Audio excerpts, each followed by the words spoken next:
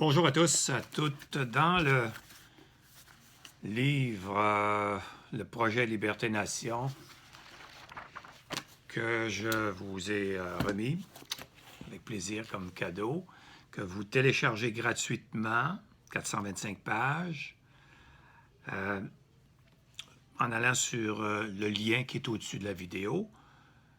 Je parle entre autres d'une question qui est soulevée souvent et qui fait le tour dans les réseaux sociaux. C'est la fameuse Constitution du Québec dans le cadre du pays canadien. Est-ce qu'on doit avoir une Constitution québécoise comme province du Canada? Beaucoup de monde disent oui.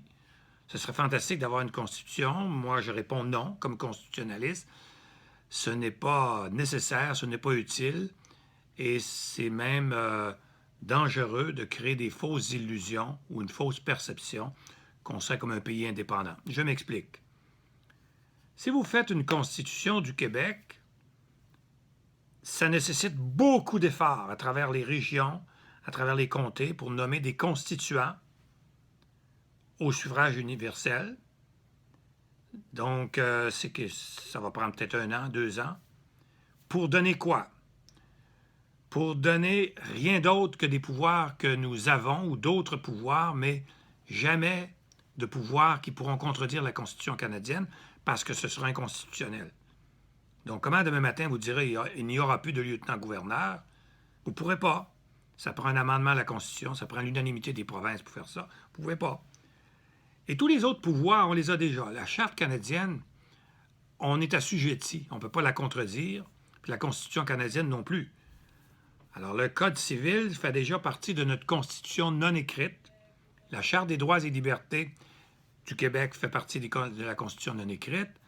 La même chose pour la loi 101 ou la Charte de la langue française, ça fait partie de notre Constitution non écrite. On a tout ça. Donc, pour les gens qui ne sont pas familiers avec ce genre de Constitution, j'ai toujours dit que le pays québécois, il existe. Mais il n'a pas la reconnaissance internationale. Donc, en droit, il n'existe pas. Tout ce qui lui manque, c'est un bout de papier qu'on appelle une constitution. Pour une personne comme mon père qui était un analphabète, puis je lui explique qu'on a une constitution du Québec, il va penser qu'on est déjà un pays, puisqu'on a mis presque 1 an ou 2 ans à préparer cette constitution, mais je devrais lui expliquer plus tard que ce n'est pas cette constitution-là dont on parlait. Là, il va en falloir une autre, mais celle-là, c'est un pays. Donc, on mélange les gens, on se crée des illusions, sauf si on veut une constitution du Québec dans le cadre canadien, qui, à mon point de vue, n'a pas de sens, c'est seulement si on renonce à être un pays, si on renonce à parachever le pays québécois. On peut faire comme la Colombie-Britannique, qui accepte d'être une province du Canada pour toujours. Ben, du moins, on ne sait pas. On peut faire comme les États américains qui ont des constitutions internes. On peut faire comme plein de pays où les cantons suisses, par exemple, ont des constitutions internes.